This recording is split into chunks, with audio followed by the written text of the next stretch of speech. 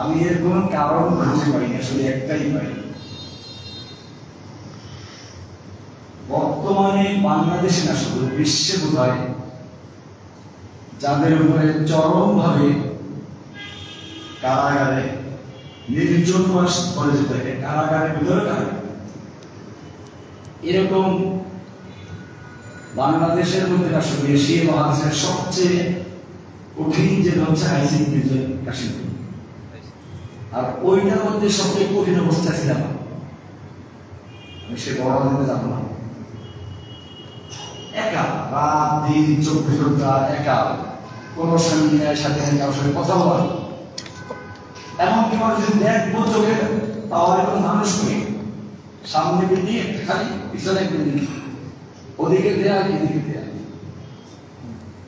উপরে কবুতর নিচে কবুতর, শত শত কবুতর ছিল। এরকম এক অবস্থায় কি করবো? আমার মনে হলো একটা হাদিসের অংশ, কোরআন শোনো, আমি শুনতে কোরআন হচ্ছে নিঃসঙ্গ লোকদের বিশ্বস্ত সঙ্গী, রাফিকুন ফিল গুরবা, প্রবাসের বন্ধু। বাহ, আমি বন্ধু পেয়ে গেছি, আল্লাহ আমি তো বন্ধু পেয়ে গেছি। আমি দেখা না তোমার কোরআন, কোরআন কি আসলে? কোরআন তো কোনো মাখলুক না, সৃষ্টি না। কোরআন কি? আল কোরআনুল কালাম, আল্লাহর কালাম, আল্লাহর কালাম, আল্লাহর কথা। এই কোরআন পড়া মানে আল্লাহর সঙ্গে কথা বলা, আল্লাহর কথাগুলো আমার মুখ দিয়ে বের হচ্ছে। এর চেয়ে তো বড় কিছু নেই। আমি আসলে হাদিস ছিলাম, আলহামদুলিল্লাহ আমরা তো সবাই জানেন কোন পর্যায়ে লেখাপড়া করেছি, কিন্তু হেফজ তো আমার ছিল। আমি চিন্তা করলাম এখন থেকে আমি হেফজ করা শুরু করি। আলহামদুলিল্লাহ আল্লাহর কালাম হেফজ করার মতো আমি কাজ করছি। সত্যি বলে যখন কোরআন পড়তাম আমার কাছে মনে হতো যে আমি কোরআন পড়ছি, আমার পড়া আল্লাহ তাআলা নিজে শুনতে পাচ্ছি। সব দুঃখ কষ্ট ভুলে একভাবে কোরআন মনে আসে। আয়াত মুখস্থ করার জন্য কি করতে হবে? কাজিজ মনে করতে হবে যে এক কাজিজ আসতে হবে কিয়ামতের মাঠে হাফেজে কোরআনকে বলা হবে তুমি কোরআনের হেফজ করেছো, এখন এক এক আয়াত মুখস্থ পড়ো, বেহেশতের এক একটা চলো। তুমি পড়তে পড়তে যেখানে গিয়ে শেষ করবে তোমার অবস্থা সেখানে। আমি এখন প্রতিদিন সকাল হিসাব করি আজকে কয়টা পড়ে যাবে, এক আয়াত মুখস্থ বেশি হলে একটা পড়া হয়ে গেছে, 4 আয়াত যেদিন করলাম 4টা পড়া হয়ে গেছে, 10টা আয়াত করে 10টা নিয়ম হয়ে গেছে। বাহ, কি সুন্দর! এখন বিল্ডিং বানাবার কাজে আছে। বাস্তবতা হচ্ছে আমার আসলে জেল থেকে বের হব এমন আশা খুব ক্ষীণ ছিল। কেন আমি এত বড় অপরাধী মিষ্টি দিয়ে যাচ্ছি না। আমি একবার জামিন পেয়েছিলাম ফেব্রুয়ারি মাসে, হাইকোর্ট আমাকে জামিন দিয়েছে। গেট থেকে আমাকে নিয়ে গেল কিভাবে? 2 হাতে হ্যান্ডকাপ লাগে, মাথায় একটা জম করে পড়ে আলো এই করুন নিয়ে আমাকে গুম করে রাখলো ওই আয়না ঘর্ষণে। এরপরে পত্র থেকে প্রচার করে দিল তিনি বের হয়ে গেছেন, কোথাও খুঁজে পাওয়া যাচ্ছে না, প্রচার হচ্ছে খুঁজে পাবে কোথায়, সব আমাকে রাখছেন গুম। এরপর একদিন এক জায়গায় নিয়ে গেল, কিছু দেখে বললো যে এখানে তার সাক্ষীরা আমার গ্রেফতার করা লাগে। এই নাটক করে আমাকে আবার জেলে ঢুকে দিল। আমি মনে মনে কষ্ট পেয়েছি, মানুষ এত বছর পরে জামিন হলো আবার আমাকে জেলে ঢুকে দিল। কিন্তু আল্লাহ তো ইচ্ছা ভিন্ন। আল্লাহ সুবহানাহু ওয়া তাআলা তার ইচ্ছে ছিল আমাকে একটা সুন্দর পরিবেশে বের করা, যেখানে কোনো শব্দ সরাই থাকবে না, আমার মুখের উপরে কেউ তালাবদ্ধ করে দিবে না। আল্লাহর ইচ্ছা ছিল, সেজন্য আমাকে আরো 7 মাস থাকতে হবে। এরপরে আল্লাহ সুবহানাহু ওয়া তাআলা আমাকে যারা শব্দশালা দিয়েছিল, আমাকে যারা ছাড়বে না বলে আমাকে কবরে নিয়ে যাবে এরকম প্রস্তাব করা ছিল, আল্লাহ রাব্বুল আলামিন তাদের সমস্ত চক্রান্তের জালগুলোকে মাকড় সাবধানে পরিণত করে চিন্ত ভিন্ন করে দিয়ে আমাকে মুক্ত করে দিয়েছে। এই জন্য কোরআনটা আপনারা বেশি পড়বেন। কোরআন বুঝবেন, কোরআন তেলাওয়াত করলেও সহজ, না বুঝে পড়লেও সহজ। এটা দুঃখের বিষয়, অনেক ভাই আমাদের দিনের পথে চলে, আমাদেরকে মহব্বত করে কথা বলে বলায় না বুঝে কোরআন লাভ না ভাই, কোরআন না বুঝে পড়লে লাভ আছে। এটা আপনাদের কোরআনে আয়াতটা কয়েক জায়গায় আছে, রাসূলের যে দায়িত্ব আল্লাহ বলেছেন তার মধ্যে ইয়াতলু আলাইহিম আয়াত, রাসূলকে আল্লাহ চারটি কাজ দিয়েছেন। একটা হচ্ছে কোরআন তেলাওয়াত করে তিনি শোনান, তাই একটু না বললে হয় আসলে।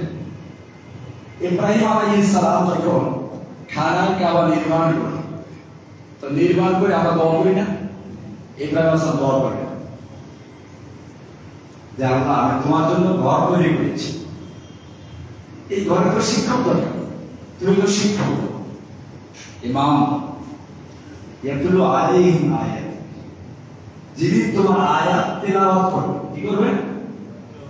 তেলাওয়াত করবে, তার তেলাওয়াত আছে। এরপরে আসছে ওই আল্লিমুহুল কিতাবা ওয়াল হিকমা, কিতাব ও হিকমতের তালিম দিবেন, তালিম মানে বুঝাবে, দাস দিবেন, বুঝাইয়ে দিবেন, ওয়ায়ুযাক্কিহিম, এবং তাদের আত্মাকে পরিশুদ্ধ করবে। দোয়া করবেন কে? ইব্রাহিম আলাইহিস সালাম খানায় কাবা নির্মাণ করার পর। এখানে আমার অনেক খেয়াল রাখবেন, কি বলবেন? প্রথম কাজ কি? তিনি কোরআনকে তেলাওয়াত করে শোনান। 2 নম্বর কি করবেন? কিতাবের তালিম দিবেন। 3 নম্বর হিকমতের তালিম দিবেন। 4 নম্বর তিনি আত্মাকে পরিশুদ্ধ করবেন। আত্মা পরিশুদ্ধ করে এটা আসলে করতে হবে। আগে তো একটা পুরান বিল্ডিং এর রং করবে, পুরাতন রং ঘষে মেজে ধুয়ে মুছে পরিষ্কার করে আগে, তারপর নতুন রং করবে।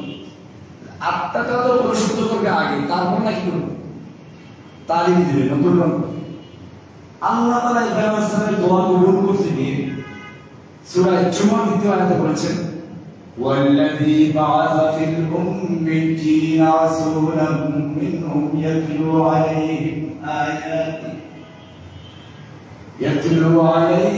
آياته ويزكيهم ويعلمهم الكتاب والحكمة। ইনি আল্লাহ যিনি তার রাসূলকে প্রেরণ করেছেন, ইয়াতলু আলাইহিম আয়াতি, যিনি আল্লাহর আয়াতকে তেলাওয়াত করবেন। তেলাওয়াত নাম্বার এই তেলাওয়াতের মাধ্যমে কাজ করবেন কি? ওয়ায়ুযাক্কিহিম, আগে চলে আসছে, তাদের আত্মাকে শুদ্ধ করবেন। পরিশুদ্ধ হয়ে গেল, পরিষ্কার হয়ে গেল, এখন নতুন কালাম করবেন। ওয়ায়ুআল্লিমুহুল কিতাবা ওয়াল হিকমা, তাদেরকে কিতাব ও হিকমতের তালিম দিবেন, কিতাবের তালিম দিবেন, হিকমতের তালিম দিবেন। তার রাসূল সাল্লাল্লাহু আলাইহি ওয়াসাল্লাম মূল যে 4টা কাজ, তার মধ্যে একটা আছে কি? কোরআন তেলাওয়াত। তাহলে বুঝে গেল তেলাওয়াতটা একটা আলাদা বিষয়, এতে সওয়াব। রাসূল সাল্লাল্লাহু আলাইহি ওয়াসাল্লাম বলেছেন যে ব্যক্তি কোরআনে কারিমের একটা হরফ পড়বে সে 10টা নেকি পাবে। এরপরে বলতেছেন যে লা আকুলু আলিফ লাম মিম হরফ, আলিফ লাম মিম তিনটা মিলে একটা হরফ তা বলছি না, বরং বলছি এই আলিফুন হরফুন, লামুন হরফুন, মিমুন হরফ। আলিফ একটা হরফ, লাম একটা হরফ, মিম একটা হরফ। তাহলে আলিফ লাম মিম তিনটা শব্দ পড়া মানে 30টা লিখবে। এই হাদিস থেকে বোঝা যায় যে এই আলিফ লাম মিমের অর্থ আল্লাহ ছাড়া কেউ জানে না। এটা পড়বে যখন দেখি তাহলে বোঝাবে না বুঝে পড়বে কি আছে। এই খুব খেয়াল রাখবেন, কোরআন না বুঝে পড়লেও কি আছে? হ্যাঁ, কি আছে? সওয়াব আছে, কি আছে? আমি মনে করি আমার এই চোখের যে উন্নতি, অবনতি তো হয়নি, এই উন্নতির পিছনে যদি কোনো একটা কাজ করে থাকে সেটা হচ্ছে আমার কোরআনের বরকত। বাস আপনাদের কোরআন পড়ার জন্য নাসিহত করলাম, উপদেশ দিলাম। আমার জন্য দোয়া করবেন, আল্লাহ যেন আমার বাকি জীবন এই কোরআন এবং সুন্নাহর ইকামতের জন্য কায়েম করার জন্য তৌফিক দান করেন। আমিন। এখানে আর একটা কথা বলে রাখছি, এখন ফিতনার জন্য কিছু লোক আছে কোরআন মানলেই চলবে, হাদিস হবে। খুব খেয়াল রাখবেন, আমরা হুকুম মানবো কার? আল্লাহ। কার দেখানো পথে? মনে করুন জোহরের ফরজ না পড়ি করে, আসরের ফরজ করে, ইশার ফরজ করে, মাঝখানে মাগরিব পড়ান কয় রাকাত? 3 রাকাত। আজকে যদি খতিব সাহেব বলেন, আমার অত্যন্ত ভালো থাকে, খতিব সাহেব যদি বলেন যে আমি অনেক পরবর্তী আলেম, আজকের থেকে আমরা মাগরিবটাকেও 4 রাকাত পড়ব, সমস্যা নেই। 1 রাকাত বেশি পড়লে রূপ বাড়বে, একটা সেজদা দুটো বাড়বে, সুবহান রাব্বিল আযীম বাড়বে, সুবহান রাব্বিল আলা বাড়বে। আমি তার বাপ দাদা তো ফিক্র করব, সমস্যা নেই, ভালো কাজই তো। নামাজ হবে জি না, কেন হবে না? সমস্যা কোন জায়গায়? আল্লাহ বলছেন সালাত কায়েম করো, রাসূল বলেছেন সাল্লু কামা রাআইতুমুনি উসাল্লি। ওই যে কোরআনে বলেছে সালাত কায়েম করো, আমি যেরকম সালাত আদায় করি এরকম করো। তাহলে সালাত কায়েম করো হুকুম কার? আল্লাহ। কিভাবে করব? তরিকা কার? রাসূলের। এইটা যেমন পরিষ্কার, ঠিক জীবনের সকল ক্ষেত্রে, নামাজ, রোজা, হজ, যাকাত, জিকির, তাসবিহ আদি সব ক্ষেত্রে হুকুম চলবে কার? আল্লাহ। তরিকা কার? রাসূলের। আর বাইরে কোন তরিকা নেই, একেবারে পরিষ্কার। এখন যদি কেউ বলে অসুবিধা কি, এটা ভালো, ওইটা ভালো, তাহলে আপনি মাগরিব নামাজ 4 রাকাত পড়লে সমস্যা, এটা তো ভালো। ক্লিয়ার বিষয়টা? এজন্য খেয়াল রাখবেন। এখন আল্লাহর হুকুম পাবো কোথায়? কোরআনে। রাসূলের তরিকা পাবো কোথায়? হাদিসে। তাহলে এই দুইটা মিলে আমাদের পূর্ণাঙ্গ জীবন। আমি তাকে বলি রেলগাড়ি চলে 2 চাকার উপরে, কয় চাকার উপরে? 2 চাকার উপরে। 2 চাকার উপরে। এখন সামনে মানুষ বড়, গরু করে, ছাগল করে, সব কেটে নিয়ে চলে যায়, আর বড় কিছু করলে নিজে পড়ে যাবে, কিন্তু সাইড দেওয়া হয়নি। একজন মুমিনের জীবন চলবে আল্লাহর হুকুমের 1 চাকা, রাসূলের তরিকার 1 চাকা। এর সামনে বিরুদ্ধে যে দাঁড়াবে, আলেম হোক, চাই রব্বি হোক, ফকির হোক, দরবেশ হোক, সব কেটে নিয়ে ফাইনাল করতে হবে। ঠিক। বড় যদি কিছু করে নিজে কাজ হয়ে যাবে, জেলে যাব, মরে যাব, কিন্তু আমি মানুষ করতে পারবো না। আল্লাহ তাআলা আমাদের সকলকে কোরআন এবং সুন্নাহর উপর অটল থাকুন। আমিন। সিরাতে মুস্তাকিমের উপর অটল থাকুন। আমিন। আল্লাহ সুবহানাহু ওয়া তাআলা সবাইকে আল্লাহর জন্য আল্লাহর দিনকে বিজয়ী করার জন্য কবুল করুন। আমিন। এটা আমাদের মিশন। আপনি কোরআনের 3 জায়গায় একটা সূরা তাওবা 9 নম্বর, সূরা 33 নম্বর, সূরা ফাতিহা 28 নম্বর, সূরা সাফ 9 নম্বর। এই 3 জায়গায় কি কথা আছে? ওয়াল্লাযী আরসালা রাসূলাহু বিল হুদা ওয়া দীনিল হক।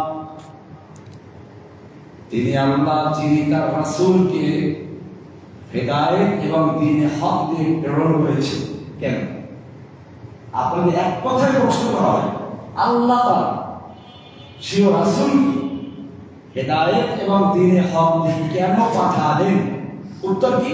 ওই কোরআন শোনো, লিইয়ুযহিরাহু আলা দ্বীনি কুল্লি, অন্য সব দ্বীনে বাতিলের উপর আল্লাহর দ্বীনে হককে বিজয়ী করার জন্য।